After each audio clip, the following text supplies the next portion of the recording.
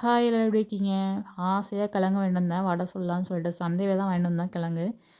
ஆசையா வாங்கிட்டு வந்தேன். ஏமாற்றம் மட்டும் தான் மிச்சம். அது ஒரு கிழங்கு தான் நல்ல கிழங்கு. பாக்கி எல்லாமே கெட்டுப்போன கிழங்கு தான். நான் ஒவ்வொரு டைம் நான் கேட்டு தான் வாங்கிட்டு வருவேன் நல்ல கிழங்கு. ஏன்னா நெறைய டைம் இந்த கிழங்குல விஷயத்துல நான் ஏமாந்துட்டுருக்கேன்.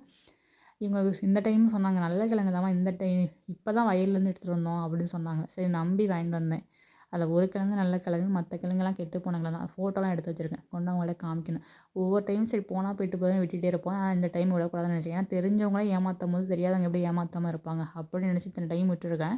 ஆனா இந்த டைம் விடக்கூடாதுன்னு சொல்லிட்டு அவங்கள்ட்ட கேட்கணும் அடுத்த டைம். அடுத்த டைமுக்கு சந்தைக்கும் போது கண்டிப்பாக அவங்கள்ட்ட கேட்கணும். அதெல்லாம் ஃபோட்டோ, வீடியோலாம் எடுத்து வச்சிருக்கேன். இப்போ வந்து ஒரு கிழங்கு வச்சு வடை சுடலாம். அது வந்து கொஞ்சமாக கடலப்பருப்பு எடுத்து ஊற வச்சு நல்லா கொரகொரப்பா அரைச்சிட்டு வந்திருக்கேன். இந்த ஒரு கிழங்கு வந்து பொடியா கட் பண்ணி அதையும் சேர்த்து அரைச்சிக்கலாம். நான் ஃபஸ்ட் டைம் தான் செய்கிறேன். இது வரைக்கும் செஞ்சதே இல்ல. கிழங்கு வடையெல்லாம். ஆனால் சாப்பிட்ருக்கேன் நிறைய டைமு. ஆனால் கிழங்கு வடை செஞ்சதில்ல நானா இப்போ தான் ட்ரை பண்ணுறேன். எனக்கு தெரிஞ்சதை வச்சு கொஞ்சம் கொஞ்சம் ட்ரை பண்ணுறேன். அரிசி மாவுலாம் சேர்க்கணுமான்னா, ஆனால் அரிசி மாவுலாம் சேர்க்கல. கடலப்பருப்பே நல்லா தான் இருந்துச்சு. டேஸ்ட் நல்லா இருந்துச்சு. இப்போ வந்து கிழங்க சேர்த்து நல்லா அரைச்சிக்கலாம். எல்லாமே தண்ணி ஊத்தாம அரைக்கணும். தண்ணி ஊற்றவே கூடாது. அந்த தண்ணியிலேயே நல்லா அரைச்சி எடுத்துக்கணும். ஏன்னா இதே கொஞ்சம் தண்ணியா தான் இருக்கும். அதிலேயே அரைச்சி எடுத்து வந்துக்கலாம். கிழங்கு எல்லாமே சேர்த்து அரைச்சி வந்தாச்சு.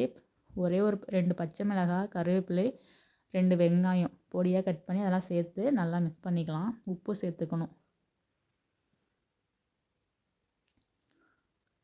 உப்பு சேர்த்து நல்லா வந்து கலந்து விட்டுட்டு நம்ம கடாய் அடுப்பில் வச்சு எண்ணெய் நல்லா சூடாகணுன்னா வடையை தட்டி எடுத்துக்க வேண்டியதான். எனக்கு வடை தட்டுறது தான் கொஞ்சம் கஷ்டமாக இருக்குது. அது வந்து எனக்கு செய்ய தெரியல. கையில் தட்டி செய்ய தெரில. வாழை இலையில இருந்தால் கூட நல்லா இருந்திருக்கும். கொஞ்சம் கொஞ்சம் இப்போ தான் புதுசு. கொஞ்சம் கொஞ்சம் போக போக கற்றுக்க வேண்டியதான். ஒவ்வொரு டைம் வடை செய்யும்போது இப்போ தான் சொல்லிக்கிட்டு இருக்கேன். எனக்கு அது என்னன்னு அது கரெக்டாக வரமாட்டேங்குது. அந்த வடை தட்டி போடுறது வந்து கரெக்டாக வரமாட்டேங்குது. கொஞ்சம் கொஞ்சம் கற்றுக்க வேண்டியதான். நல்லாவே மாவையும் அந்த கடலப்பருப்பு, அந்த கிழங்கு எல்லாத்தையும் சேர்த்து நல்லா மிக்ஸ் பண்ணிக்கலாம். கொஞ்சம் பாருங்க தண்ணியே ஊத்தாம எந்த அளவுக்கு தண்ணியாயிட்டு பாருங்க. அந்த அளவுக்கு தண்ணியாயிருச்சு. ஏன்னா வந்து கிழங்குல இருந்தால் தண்ணி விடுமா என்னன்னு தெரியல. ஆனால் தண்ணியாயிருச்சு. கெட்டியாக தான் அரைச்சேன். கொஞ்சம் கூட தண்ணி ஊத்தாம அரைச்சேன். ஆனால் ரொம்ப வந்து தண்ணியாக இருக்க மாரி தெரிஞ்சுச்சு. சரி பரவாயில்ல. எப்படியா இருந்தாலும் நம்ம தானே சாப்பிட போகிறோம். அப்படின்னு விட்டாச்சு. மாவுலாம் நல்லா ரெடி ஆயிடுச்சு. உப்பு பத்தாத மாரி இருந்துச்சு. கொஞ்சம் உப்பு போட்டிருக்கேன்.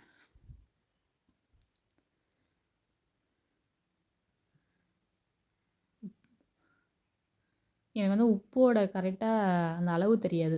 கொஞ்சம் சாப்பிட்ட பிறகு தான் எதா இருந்தாலும் எனக்கு தெரியும். ஆனால் சாமிக்கு செய்யும்போது கரெக்டாக வந்துடுது.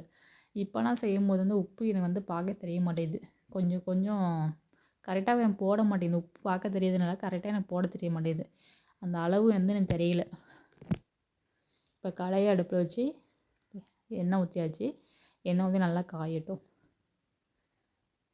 இந்த இரும்பு கடாயில அந்த பொரிக்கிறதுக்கு அந்த இதுக்கெலாம் நல்லாயிருக்கும். நான் இரும்பு கடாய் ஒன்று பெருசாக வாங்கினது அப்படியே தான் இருக்குது. எதுக்கு வாங்கினேன்னு தெரில. அப்படியே தான் இருக்குது. நான் யூஸ் பண்ணுறதே கிடையாது. இது வந்து இப்போ தான் ரீசெண்டாக வாங்கினேன். இது வந்து பழகாமையே இருந்துச்சு. எப்படி நான் வந்து அதை ரெடி பண்ணுறதுன்னு தெரியல. அப்புறம் கடைக்காரவங்கள்ட்ட தான் கேட்டேன். இதெல்லாம் எப்படி ரெடி பண்ணணும்? வடிச்ச தண்ணி இதெல்லாம் வச்சு ஒரு நாள் ஃபுல்லாக ஊற்றி வைங்கம்மா. அதுக்கப்புறம் நல்லா கழுவிட்டு என்னமோ வெங்காயத்தை நல்லா 2, 3 டைம் நல்லா வதக்கணும். நிறைய எண்ணெய் ஊற்றி வெங்காயம் வதக்கி இது பண்ணணும். ரெடி ஆயிரும்னு சொன்னாங்க. அதே மாதிரி தான் ரெடி பண்ணேன். ஆனால் ரெடி ஆயிருச்சு.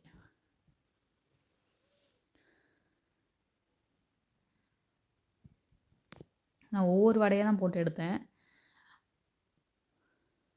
ஆனால் உண்மையிலேயே டேஸ்ட் நல்லா இருந்துச்சு. பக்கத்து வீட்டில் கொடுத்தேன் அந்த பாப்பாங்களுக்கு. அவங்க சாப்பிட்டு பார்த்துட்டு செம்ம டேஸ்ட்டாக இருந்துச்சுன்னு சொல்லிட்டு முத்தம்லாம் கொடுத்துட்டு போனாங்க. நல்லா இருந்துச்சு நல்லா இருந்துச்சுன்னு சொல்லிட்டு கூட சொன்னாங்க.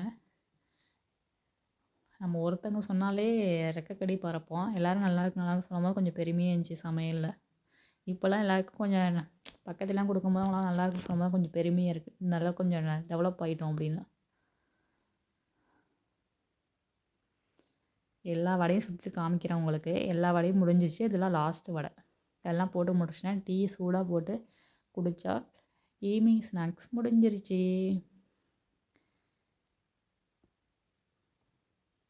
என்னோடய ஸ்டைலில் எனக்கு தெரிஞ்சதாக வடை செஞ்சுருக்கேன். கண்டிப்பாக நீங்கள் ட்ரை பண்ணி பாருங்கள். உங்களுக்கு பிடிக்கும். இந்த வடையை பற்றி எப்படி இருக்குன்னு சொல்லுங்கள். இதே போல் அடுத்த வீடியோவில் பார்க்கலாம். வடை உண்மையிலேயே சாப்பிட்டா சூப்பராக இருந்துச்சு. அது என்னென்னா அந்த கிழங்கு இந்த களி செய்வாங்களா அது மட்டும் இருந்துச்சு உள்ளே பார்க்கையில. இந்த போடும்போது அது மட்டும் தெரிஞ்சுச்சு. ஆனால் வித்தியாசம் ஒன்றும் தெரியல. நல்லா தான் இருந்துச்சு. டேஸ்ட்டு சூப்பராக இருந்துச்சு. இதுவரைக்கும் கிழங்கு வடை நீங்கலாம் சாப்பிட்ருக்கீங்களான்னு சொல்லிட்டு மறக்காம கமெண்ட் பண்ணுங்க. இதே போல அடுத்த வீடியோல பார்க்கலாம். Okay bye.